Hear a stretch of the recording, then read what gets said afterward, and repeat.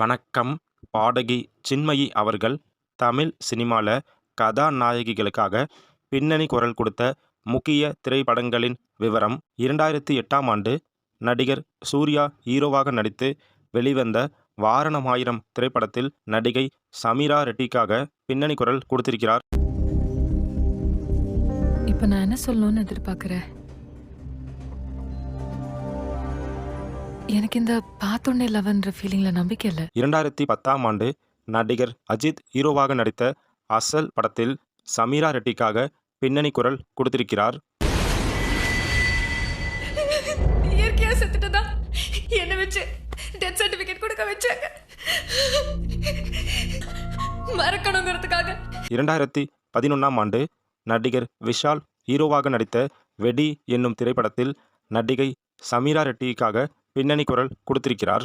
அம்மா அப்பா எப்படி இருக்காங்க? சௌக்கியமா இருக்காங்களா? பையன் யாருமா புதுசா இருக்கான்?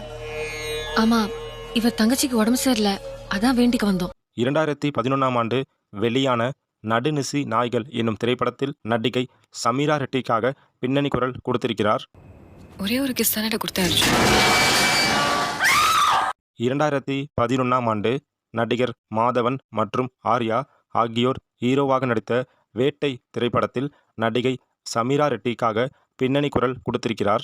ஒரு நிமிஷம், அவரு உன்னோட சின்னவரா? ஏன் என்னோட 2 வயசு பெரியவன். நானும் பாத்துட்டு இருக்கேன், அவர் வாடா போடான்னு பேசிட்டு இருக்கேன். அது சின்ன வயசுல இருந்து அப்படிதான். சின்ன வயசுல எப்படி வேணா இருந்துக்கலாம், இப்பதான் கல்யாணம் ஆயிடுச்சுல, இனிமே அவர் அப்படி எல்லாம் கூப்பிடாது. அவர் வயசுக்கு மரியாதை கொடுக்கலனாலும் அவர் போஸ்டுக்காவது நீ கொஞ்சம் மரியாதை கொடுக்க வேணாமா?